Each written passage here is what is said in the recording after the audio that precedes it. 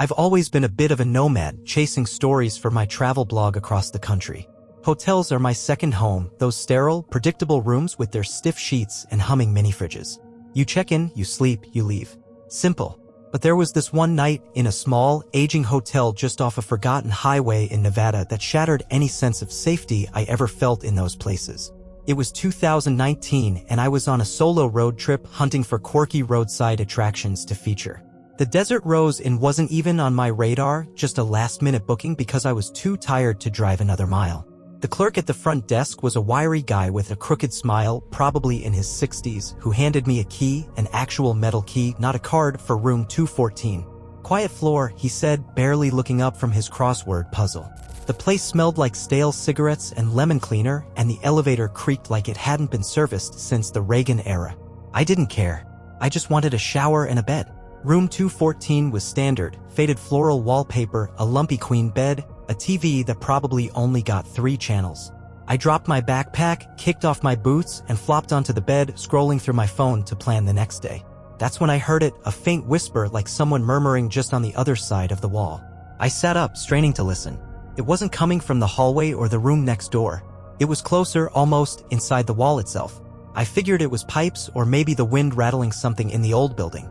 Desert motels aren't exactly known for their upkeep, but the whispering didn't stop. It was low, rhythmic, like a conversation I couldn't quite catch. Words maybe, but too muffled to make out. I pressed my ear to the wall, feeling a little ridiculous. Nothing but cold plaster. Still, the sound persisted and it was starting to creep me out. I called the front desk. The same clerk picked up, sounding annoyed. "No one's in the rooms around you," he said when I asked if other guests were being noisy. "Old building.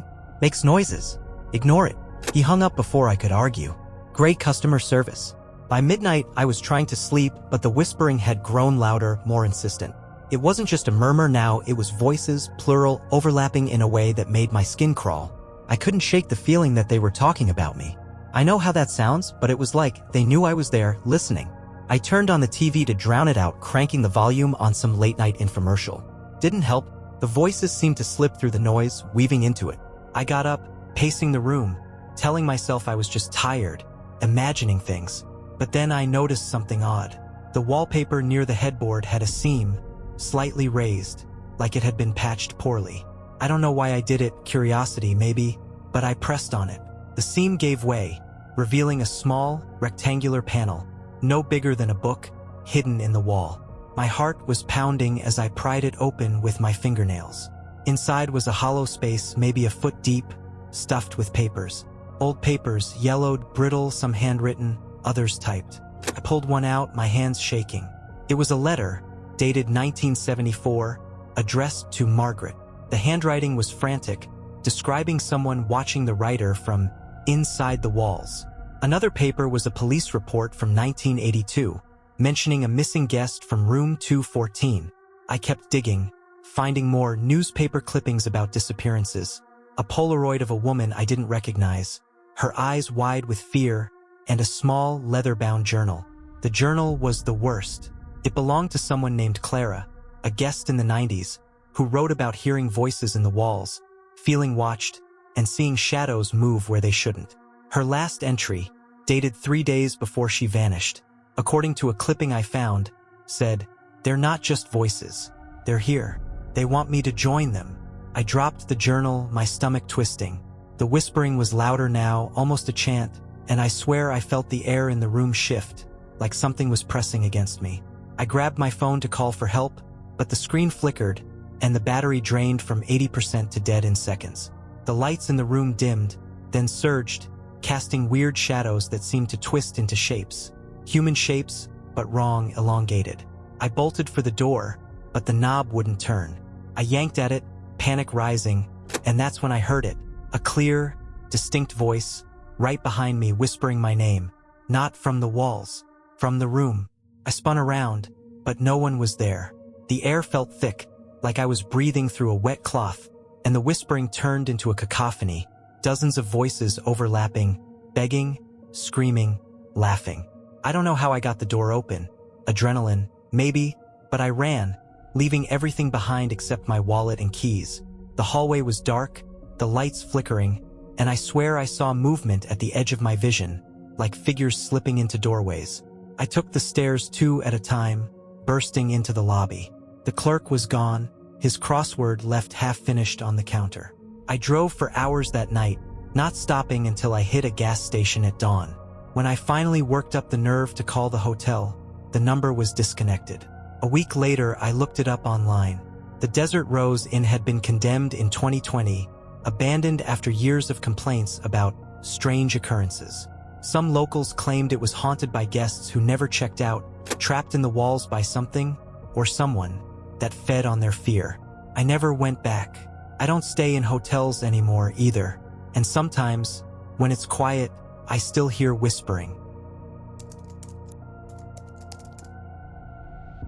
Back in 2017, I was working as a sales rep, traveling up and down the East Coast pitching software to small businesses. It was a grind, but I loved the road. New cities, new faces, new stories. Hotels were just part of the deal, and I'd stayed in hundreds, from sleek chains to mom-and-pop joints. But there was one in Richmond, Virginia, that I'll never forget, not because of the room itself, but because of the man I met there, or thought I met. The Magnolia Inn was a mid-tier place, nothing fancy but clean enough, with a folk-colonial vibe, brass lamps, dark wood furniture, portraits of stern-looking old guys on the walls. I checked in late, around 10 p.m., after a long day of meetings. The front desk clerk, a bored college kid, handed me a key card for room 412 and mumbled something about breakfast hours. I was beat, so I headed straight up, ready to crash. The room was standard: king bed, desk, armchair, window overlooking the parking lot. I tossed my suitcase on the floor, changed into sweats, and was about to turn on the TV when I heard a knock at the door. Not a loud knock, just a polite tap tap tap. I figured it was housekeeping, or maybe I'd left something at the desk. I opened the door, and there was this guy standing there. He was maybe 40, average build, wearing a gray suit that looked a little too big for him, like he'd borrowed it from someone else. His face was pale, almost waxy, and his eyes were off. Too wide, maybe, or too still, like he wasn't blinking enough. He smiled, but it didn't reach those eyes. "Hey, sorry to bother you," he said, his voice soft but clipped. "I'm in 414 next door. Locked myself out. Can I use your phone to call the desk?" I hesitated. Something about him made my gut twist, but I couldn't pin it down. He seemed harmless, just a guy in a jam. "Sure," I said, stepping back to let him in. I grabbed my phone from the nightstand and handed it to him. He took it, his fingers brushing mine. Cold, way too cold for a warm September night. He dialed, waited a moment, then spoke to someone, giving the room number and explaining his situation. He handed the phone back, thanked me, and left, saying the clerk was on their way. I locked the door behind him, feeling uneasy but brushing it off. I was tired, paranoid. I settled into bed, put on some mindless TV, and drifted off. Around 2 a.m., I woke up to another knock. Same tap tap tap. My heart sank. I didn't move at first, hoping whoever it was would go away. But the knocking continued, steady, insistent. I got up, crept to the peephole, and looked out. It was him. Same gray suit, same pale face, same creepy smile. He was just standing there, staring at the door like he knew I was watching. I didn't open it. "What do you want?" I called through the door, trying to sound tougher than I felt. "Locked out again," he said, his voice muffled but calm. "Can I use your phone?" My skin prickled. No way was I opening that door. "Call from the lobby," I said. "They'll help you." He didn't answer. He just kept standing there, motionless, for what felt like forever. Then, slowly, he turned and walked away, his footsteps silent on the carpet. I didn't sleep the rest of the night, keeping the TV on and the lights bright. The next morning, I went to the front desk to check out and mentioned the guy to the clerk, a different one from the night before, a middle-aged woman with a no-nonsense vibe. Some guy from 414 kept knocking on my door, saying he was locked out. "You might want to check on him." Her face went blank. "Room 414, she said, typing something into her computer. "That room's been empty all week. Maintenance issue. No one's staying there." I froze. "No," he said, he was in 414. Gray suit, pale guy, came to my room twice. She shook her head, looking uneasy. "Nobody's been in that room, and we don't have any guests matching that description." She paused, then lowered her voice. "You're not the first to mention something like that, though. Guests on the 4th floor, they see things sometimes." I didn't know what to say. I grabbed my receipt and left, my mind racing. On the drive to my next stop, I couldn't stop thinking about him, those cold fingers, that unblinking stare. I started digging online, looking up the Magnolia Inn. Most reviews were fine, but buried in a few obscure forums, I found stories. Guests claiming they'd seen a man in a gray suit, always on the 4th floor, always asking for help. Some said he'd been a guest who died in the hotel decades ago, though the details were vague, a fire, maybe, or a suicide. Others said he wasn't human at all, just something that liked to play with guests, feeding on their trust. I don't know what I believe. All I know is I've never gone back to that hotel.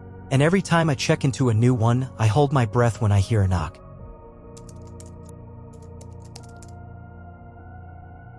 I'm a conference junkie. Trade shows, tech expos, networking events, I live for them. It's not just the panels or the free swag, it's the buzz, the chance to meet people who get what you do. In 2021, I was at a tech conference in Chicago, staying at a massive downtown hotel, one of those gleaming high-rises with 1,000 rooms and a lobby that could swallow a small town. I'd stayed there before, no issues. But this time, room 1703 changed everything.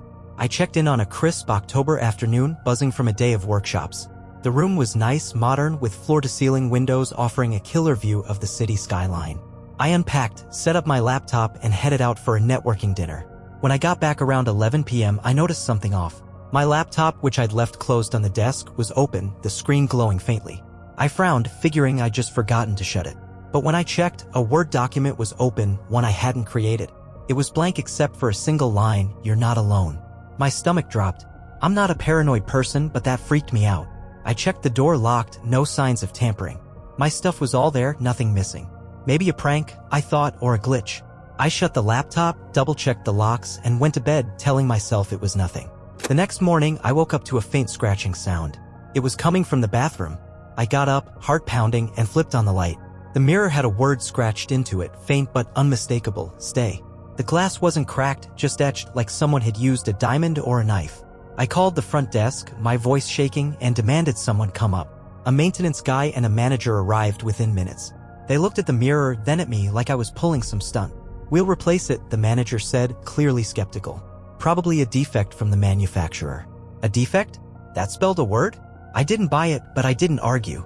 They moved me to a new room on the 12th floor, comped my stay, and promised to investigate. The new room felt safer, but I couldn't shake the unease. I barely slept, jumping at every creak or hum from the HVAC. The next day, I stuck to the conference, trying to focus, but my mind kept drifting back to that mirror, that document. When I got back to my new room that evening, I froze. My laptop, which I'd left in the hotel safe, was on the desk again, open, with another document. This one said, "You can't leave." I lost it. I called security, demanded to see the manager, and refused to stay another night. They reviewed the cameras, nothing. No one had entered my room, not in 1703 or the new one. The safe hadn't been opened. They offered me another room, a refund, anything to calm me down, but I was done. I checked into a different hotel across town, paying out of pocket. That night, in the new hotel, I couldn't sleep. I kept thinking about those messages, that scratching. I started researching the hotel online, digging through reviews, forums, anything I could find. Most were glowing, but a few mentioned room 1703 specifically. One guest in 2018 said they'd found their belongings rearranged, with a note on their mirror that said, "Watch." Another, from 2020, claimed they'd woken up to their laptop playing a video of themselves sleeping, filmed from above the bed. Both mentioned feeling watched, like the room itself was alive. I reached out to one of the posters, a guy named Mark, who agreed to talk. He said he'd stayed in 1703 for a single night and felt like something was breathing down his neck the whole time. He'd found scratches on his door the next morning, forming the word "stay," just like my mirror. He never went back, and neither did the others who'd posted similar stories. The hotel, of course, denied everything. When I called to follow up, they said the mirror had been replaced, the laptop incidents were unexplained, and there was no record of issues with 1703. But I know what I saw, what I felt. That room wasn't just haunted, it was aware, like it was studying me, testing me. I haven't been to a conference since, and I don't think I'll ever feel safe in a hotel again.